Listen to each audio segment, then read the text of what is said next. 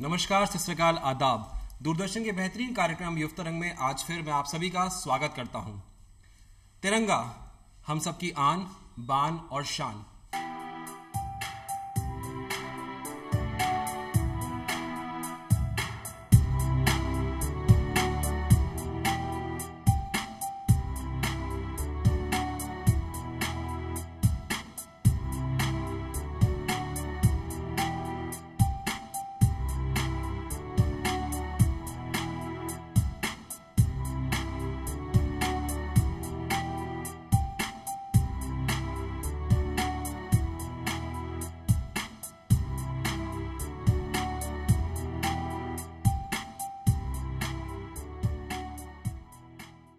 जब arm forces की बात आती है तो क्या तिरंगे को लेकर के आर्म फोर्सेस कोई स्पेशल तैयारी करती है? और अगर वो करती है तो क्या उसके लिए कोई दिन, कोई ऐसा कोई डे, कोई स्पेसिफिक क्रिया हुआ? जी हाँ, हम उसी पे बात कर रहे हैं और वो है नेशनल फ्लैग डे, जिसको कहा जाता है आर्म्ड फोर्सेस फ्लैग डे भी। और आज हमारी चर्चा का विषय भी यही है, क्योंकि आपने देखा होगा आज हमारी चर्चा होने वाली है परचम पे। तो ये परचम लहराती है हमारी आर्म फोर्सेस, और इस चर्चा पे आज मैं आपको मिलाना चाहता हूं हमारे बीच में आए एक स्पेशल गेस्ट का।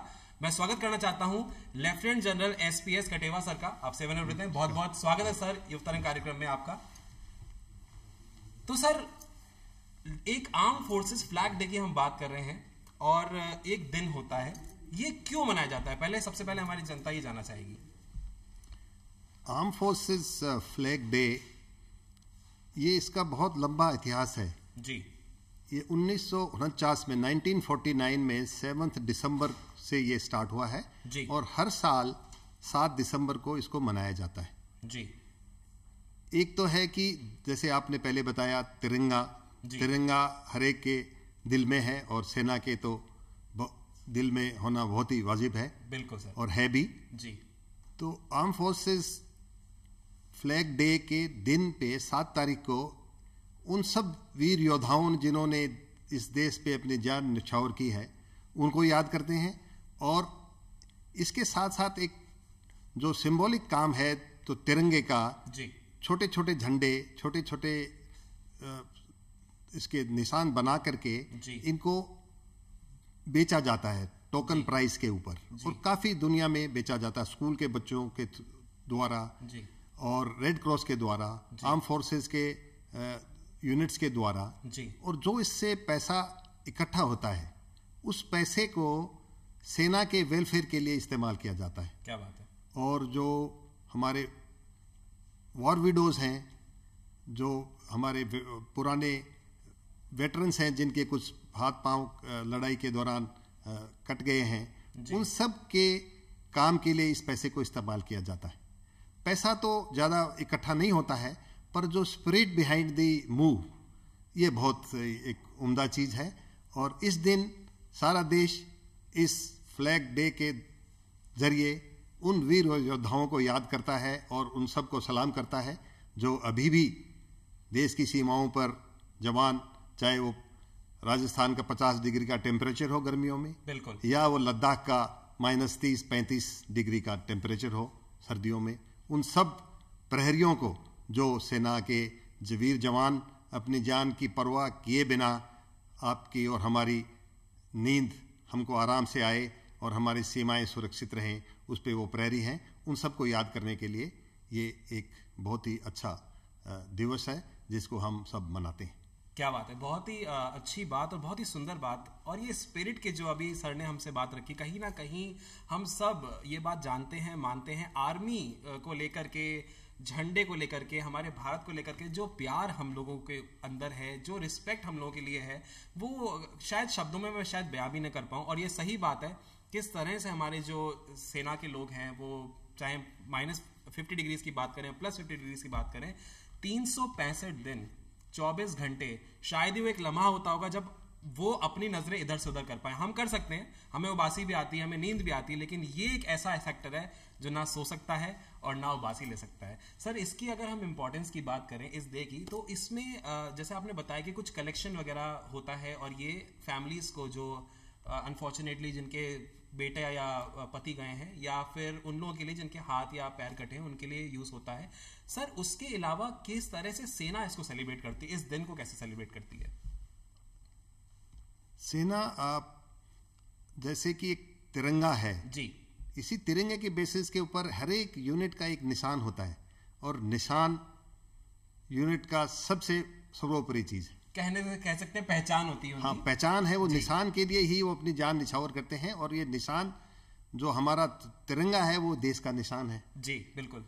और इसलिए उन वीर गाथाओं को याद करते हैं और उनके से प्रेरणा लेते हैं, और इसके साथ साथ देश के युवाओं को भी प्रेरित करते हैं कि उस टोकन सिंबॉलिक जेस्चर के द्वारा कि आप ये फ्लैग खरीदिए, ये बैज खरीदिए, इसको लगाइए और इससे अपने आप को गर्वान्वित महसूस कीजिए, अपने आप को प्राइड फील करिए, अपने आप को प्राउड फील करिए। और इसके साथ साथ सेना की जो इतनी अच्छी लड़ाइयों में जो सेना ने अपना वीरता दिखाई है, इस देश के पर जान निछावर की है, और इसके बिना जो और भी इंटरनल डिस्टर्बेंसेस हैं, जैसे सुनामी आ गई, फ्लड आ गए, या कहीं लॉ एंड ऑर्डर सिचुएशन आ गई, इन सब पे भी सेना ने जो देश के लिए काम किया है उस सबको याद करते हैं और उन सबको सलाम करते हैं। क्या बात है। उन सबको याद करने के लिए, उन सबको सलाम करने के लिए ये मौका सिर्फ सेना के पास नहीं, आप और हमारे पास भी आता है। तो ध्यान रखिएगा, ये जो 7 तारीख की बात कही गई है, इस दिन हमें भी सेना के आगे जो एक कदम बढ़ाया है, इसमें कदम आगे बढ़ाना है। ये एक मौका है जब आप सेना के द्वारा बनाई हुई इन चीजों को खरीद सकते हैं। हम चाहे इसी तरह से ही सही कुछ सैल्यूट हमारी तरफ से भी कर सकते हैं और मदद कर सकते हैं उन फैमिलीज का जिनको शायद इस कंट्रीब्यूशन से बहुत बड़ा कहीं ना कहीं बेनिफिट हो। सर अभी आपने बात करी युवाओं की, और आपने ये बोला कि युवाओं को भी आगे बढ़ के आना चाहिए। हम सब इस बात से सहमत भी हैं और करना भी चाहिए, बट और किस तरह से युवा अपना कंट्रीब्यूशन दे सकते हैं? अगर मैं इस दिन की बात करूं या स्पेसिफिक आर्मी की अगर बात करूं तो देखिए, ये जब युवाओं का जहां तक कंट्रीब्यूशन का सवाल है, ये एक दिन तो है जिस दिन आप फोर्सेस को याद करते हो, उन वीर योद्धाओं को याद करते हो, पर देश में युवाओं का उसको आगे बढ़ाने के लिए एक बहुत बड़ा योगदान वो करते हैं, चाहे वो चुपचाप साइलेंटली कर रहे हैं, चाहे वो सबके सामने आकर के आगे बढ़ के कर रहे हैं। इसके लिए काफी सारी स्कीम्स हैं जो हमारे देश में चला रखी है सरकार ने। एक जैसे एनसीसी है, नेशनल कैडेट कोर, बिल्कुल, उसमें सारे स्कूल के और कॉलेज के बच्चे उसको ज्वाइन करते हैं। और आपको मैं बता दूं कि पहले इतना क्रेज नहीं था एनसीसी का। आजकल एनसीसी के लिए इतनी जबरदस्त भागदौड़ होती है और उसमें सिलेक्शन होता है, क्योंकि हर एक बच्चा कॉलेज का या स्कूल का वो एनसीसी ज्वाइन करना चाहता है। तो एक तो ये है, इससे देश में युवाओं में एक डिसिप्लिन की जो विचारधारा है वो पैदा होगी, और देश की जो राष्ट्रभक्ति है उसका एक अच्छा अंदर उनके एक इंस्पिरेशन होगा। और इसके साथ साथ एक दूसरे और भी प्रोग्राम है जो गाइड्स एंड स्काउट्स हैं, और YSS करके एक और प्रोग्राम है जो युवाओं के लिए सरकार चला रही है, राज्य सरकार भी चला रही है। तो ये सब प्रोग्राम में उनको युवाओं को एक साथ करना, देशभक्ति की उनकी प्रेरणा उनके अंदर विकसित करना, ये सब चीजें हैं जो युवाओं को सिखा रहे हैं और उनको सीखनी चाहिए। इसके साथ साथ जो पुराना समय था जब देश की बेटियां पीछे रह जाती थी और बेटे आगे चलते थे, वो जमाना भी खत्म हो गया। बिल्कुल। आज युवा में चाहे लड़का हो चाहे लड़की हो, और ये आर्म फोर्सेस ने बहुत पहले से लड़कियों की विमेन एंट्री जिसको बोलते हैं, वो पहले शॉर्ट सर्विस थी। अभी सुप्रीम कोर्ट ने पिछले साल आदेश दिया था कि इनको भी रेगुलर कमीशन दिया जाए, और इनको भी उतना ही मौका दिया जाए जो आपके मेल काउंटर पार्ट्स को दिया जा रहा है। बहुत बढ़िया। इसके साथ साथ इस साल हमने पहली बार सेना में जो ऑफिसर को कैटेगरी को छोड़ के जवान की कैटेगरी में जो मिलिट्री पुलिस में पहली बार 30-35 लड़कियां ली हैं, उनका सिलेक्शन हुआ है। और आपको मैं इतना बता दूं, उसके लिए इतनी जबरदस्त रश था कि जो कट ऑफ गया वो 85% मार्क्स वाले से ऊपर वालों को ही इंटरव्यू के लिए और सिलेक्शन के लिए बुला गया। इतनी जबरदस्त उसमें उनका कंपटीशन था, कंपटीशन देश आया भावना है था। हाँ, सर। देश भावना के लिए इतनी सारी लड़कियां आगे आई। जी। और मैं आपको बता दूं कि जिस लड़की के 85% मार्क्स आ रहे हैं, वो सेना में एक जवान बनना ज्यादा पसंद कर रही है, पुलिस का जवान या सीएमपी का जवान। नहीं तो वो 85% से कहीं और भी जा सकती है, वो डॉक्टर बन सकती है और बहुत सारी अपॉर्चुनिटीज है। बिल्कुल। परंतु देश प्रेम की वो भावना उन लड़कियों में देख करके, और 30 की जगह पे पता नहीं कितने सारी एंट्री, कितने कई हजारों एप्लीकेशन आई, और ये पहली बार था। और इसके साथ साथ मुझे लगता है कि भी आने वाले समय में हर सेना, पूरी सेनाओं में, चाहे वो नेवी हो, एयरफोर्स हो या ये हमारी स्थल सेना हो, इन सब में लड़कियों को भी उतनी ही भागीदारी होगी जो अभी तक लड़कों को मिल रही। बहुत ही अच्छी बात, भागीदारी की बात हुई। और देखा आपने सुना 85% एंड अबव। इसके बाद में जब परसेंटेज का क्राइटेरिया अगर हम सुने तो कितने सारी अपॉर्चुनिटीज, कितने सारे ऑप्शंस हम एक्सप्लोर कर सकते हैं। कहीं हद तक ये भी जहन में आता है, कुछ लोगों के आता ही होगा कि हम बाहर भी जाने की अपॉर्चुनिटी एक्सप्लोर कर सकते हैं, लेकिन नहीं। जो ये देश प्रेम है, जो ये देशभक्ति है, जो देश के लिए जीने या मरने की जो बात सोचते हैं, वो सिर्फ एक ही चीज सोचते हैं कि चाहे कुछ भी परसेंटेज हो, ये परसेंटेज बनानी इसलिए जिससे मेरी एंट्री कहीं ना कहीं सेना में हो पाए। सर, इसी में मेरा एक नेक्स्ट सवाल आ रहा है। बहुत सारे युवा साथी हमें देख रहे हैं, तो उनको कहीं ना कहीं देखिए देश प्रेम सब में है और आर्मी वो ज्वाइन भी करना चाहते हैं। तो ये सवाल मेरा उन के बिहाफ पे है, अगर आर्मी या फिर किसी भी आर्म फोर्सेस की बात करें तो एज एन करियर अगर वो देखना चाहें तो आपको क्या लगता है किस तरह की अपॉर्चुनिटीज हैं और आप उनको क्या सजेस्ट करना चाहते हैं इसके लिए? देखिए, पिछले 5-6 सालों में मैं आपको बता दूं जी कि जितना रश इस सेना में अफसर बनने के लिए हुआ है, जी, वो अपनी जितने आदमी, जितने बच्चे, जितने लड़के लड़कियां अप्लाई करते हैं जी, उनका नंबर हमारे सिविल सर्विसेज से भी ज्यादा है। बहुत बढ़िया। पहले था कि जो सिविल सर्विसेज में सबसे ज्यादा रश होता था जी, मोस्ट सॉट आफ्टर जो था जॉब था या प्रोफेशन था, बैंकिंग या बहुत सारे सेक्टर्स में आते थे। Civil services was most sought after. जी, शुरू में आईएएस, आईपीएस, जी जी जी जी, ये आईएफएस। जी। तो और मैं बेंगलोर था रिटायरमेंट के पहले, वहां पे कितने सारे लोग थे जो आईआईटी क्लियर कर चुके थे जी, और आईआईटी छोड़ करके वो नेशनल डिफेंस एकेडमी में जाना चाहते थे। तो सेना का जो एक करियर है जी, वो लाजवाब है, और उसमें कोई एक सबसे बड़ी बात है, कोई किसी तरह का कोई पॉलिटिकल इंटरफेरेंस नहीं है जी। प्योर मेरिट पे आपका एडवांसमेंट में तो होता है, आपके कैरियर में प्रोग्रेशन होगा। अगर आप में काबिलियत है तो आपको कोई नहीं रोक सकता है जी। ये कितनी अच्छी बात है जी। और इसके साथ साथ अगर खुदा ना खास्ता आपको कुछ हो जाए जी, तो आपके परिवार को ये सरकार पूरा समर्थन देती है, उसका पूरा ख्याल रखती है, काफी सारी फाइनेंशियल एड देती है, और उसके बच्चे को और उसकी विधवा को। ऐसे केस हुए हैं जिसमें कई अफसर की डेथ हो गई तो पहले मैरिड लड़की को अफसर नहीं बनाया जाता जी। इस रूल में ये अमेंडमेंट लाया गया, और जो वीरगति को प्राप्त हो गए, जो उन्होंने अपनी जान निछावर कर दी, जो मार्टियर हो गए, उनकी वाइफ को मौका दिया गया कि आप अपने पति की जगह पे आप अफसर बन सकते हैं, और उनको मौका दिया गया। उनके लिए सिर्फ वो रूल चेंज किया गया कि मैरिड को भी ये मौका मिलेगा। अच्छा। उन लोगों ने compete किया बाकी सबके साथ जी। और अभी और अच्छी नौकरी कर रहे हैं अपने पति की जगह पर। तो आप नहीं बोल सकते उनको, क्योंकि अपनी काबिलियत पे आई हैं, परंतु वो मौका उनको मिला है। मौका मिला है जी। इसी तरह से जो 10+2 की एंट्री है, जो जवान की एंट्री है जी, इतनी कम पढ़ाई में 10वीं क्लास पास करने के बाद जनरल जीडी सोल्जर लिया जाता है जी। तो ये भी एक बहुत अच्छा मौका है, और इसके लिए भी आपने सुना होगा कितनी बार रैलियां होती हैं, लाखों युवा इकट्ठे हो जाते हैं जी। तो सेना की जो एज ए करियर, इससे अच्छी कोई करियर मैं समझता नहीं किसी को मिलेगी, क्योंकि ये एक बहुत बड़ा परिवार है। और आपको ये बात बता दूं मैं, जैसे लद्दाख सेक्टर में या कहीं फील्ड में जी, अगर कोई जवान भी बीमार हो गया है, उसको इवेक्यूएट करने के लिए, उसको लाने के लिए उसी स्पीड से एक हेलीकॉप्टर भेजा जाएगा जो कोई अफसर के बीमार होने पे जाएगा। बहुत बढ़िया। ये नहीं कि कोई जवान बीमार है तो उसको कोई लेने के लिए नहीं आएगा। और ऐसी जगह पे जहां मुश्किल है उतरना, ये पायलट हमेशा वॉलंटियर करेगा और उसको उठा के लाएगा और कैजुअलिटी को लेकर के हॉस्पिटल ले जाएगा जी। तो इस तरह का देखभाल, इरेस्पेक्टिव ऑफ क्या आपका रैंक है, उसके लिए ये एक बहुत अच्छी सुविधाएं जो मिलती हैं, उसके बाद आपको पेंशन मिलती है, आपके परिवार की देखभाल होती है, और सबसे अच्छी बात है आपको इज्जत मिलती है। सर ये बहुत अच्छी आपने बात रखी और इस बात से मैं भी कहीं ना कहीं एग्री करूंगा। और आपने जो अभी जो बात बोली है वो कहीं ना कहीं मेरे दिल पे भी छुई है कि इस तरह की अपॉर्चुनिटीज जो आर्मी या आर्म फोर्सेस लेके आई कि अनफॉर्चुनेटली अगर कोई वाइफ है, उसके हस्बैंड की डेथ हो जाती है, या हम उसको डेथ नहीं बोलेंगे, मार्टरेट बोलेंगे, और वो उनको अगर अपॉर्चुनिटी, उनको भी लगता है कि उनमें भी वही देश प्रेम है, उनमें वो जज्बा है, तो वो आगे बढ़ सकते हैं।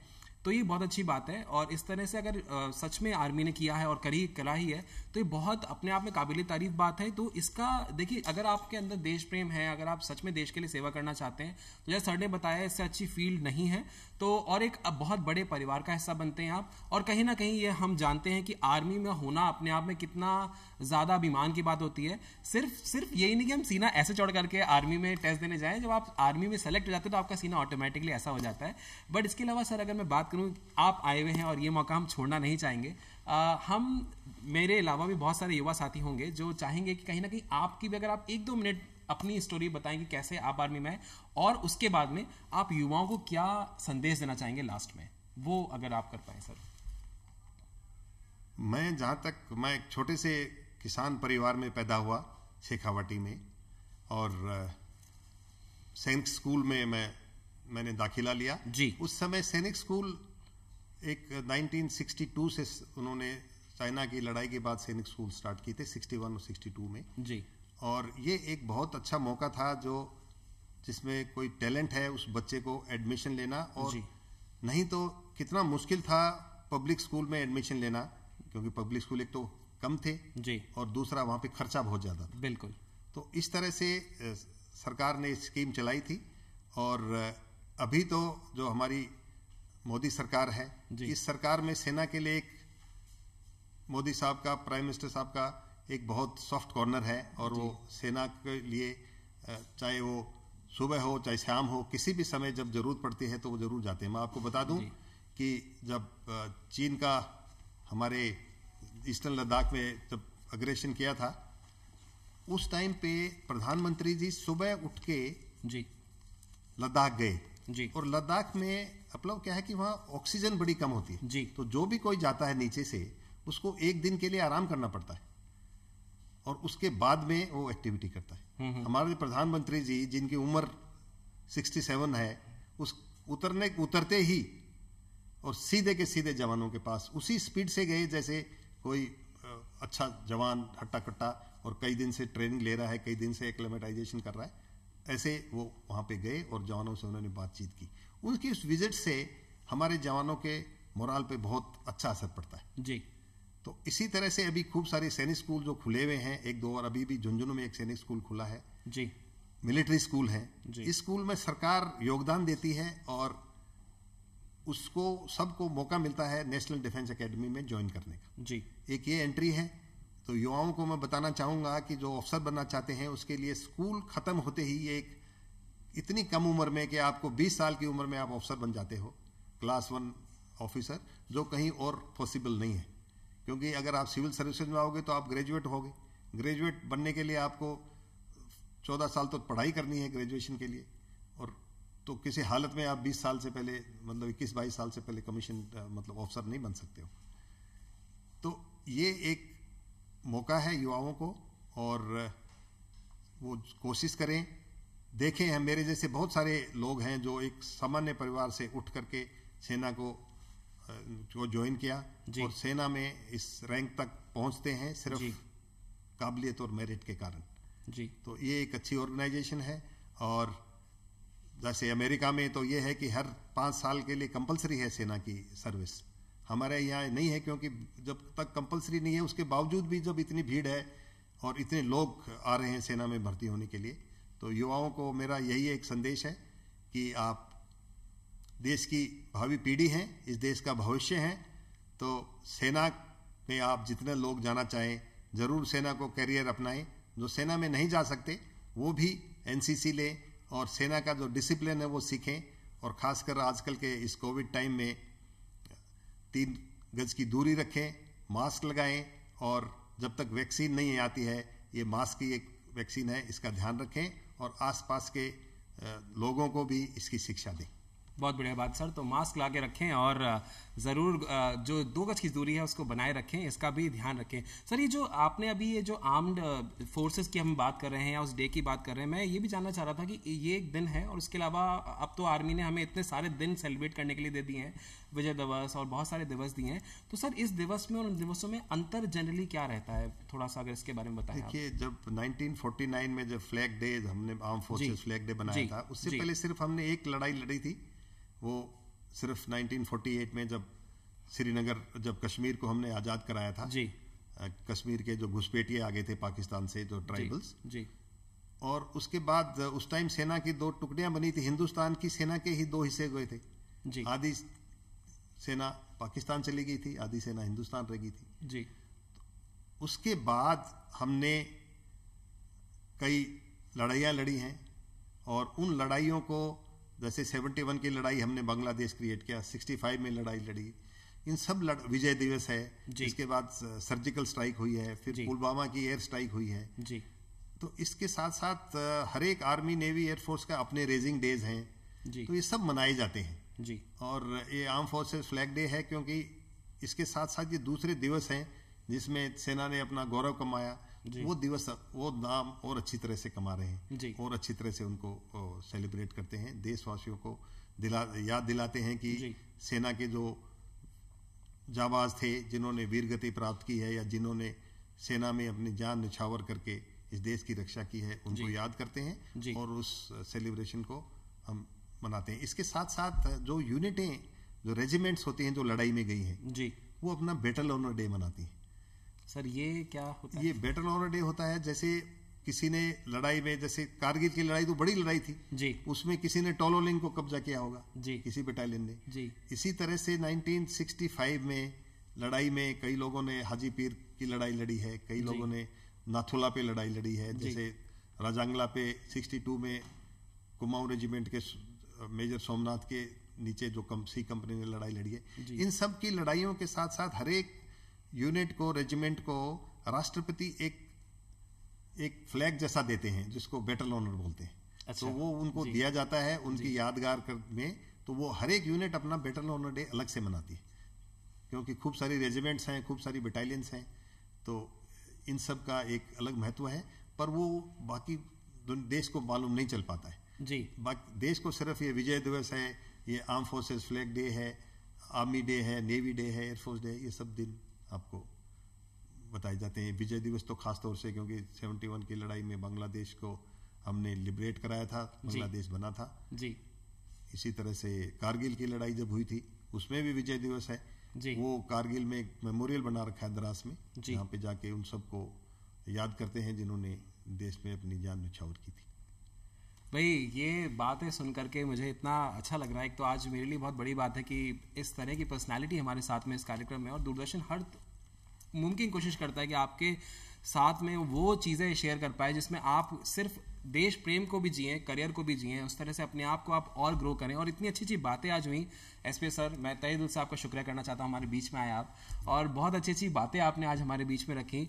I hope, I am sure कि आपकी स्टोरी से और ये आर्म फोर्सेस के जो फ्लैग डे है इसको लेकर के, आर्मी को लेकर के हमने आज बहुत सारी चीज़ें जानी, सीखी और बहुत सारे लोग इसमें करियर भी देख रहे होंगे। और अगर करियर भी नहीं है तो जैसे मैंने बताया आपको, आप इस तरह से भी कंट्रीब्यूट कर सकते हैं।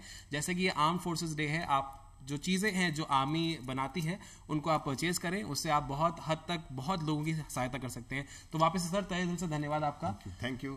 और आप लोग भी इस तरह से हमें प्यार देते रहें, हमारे साथ इसी तरह से बने रहें। फिर आपके बीच में आएंगे किसी और टॉपिक के साथ में। तब तक के लिए अपना ख्याल रखें। जैसा सर ने कहा, मास्क पहने रहें और दूरी, 2 गज की दूरी जरूर मेंटेन करें। तब तक के लिए धन्यवाद, नमस्कार, जय हिंद।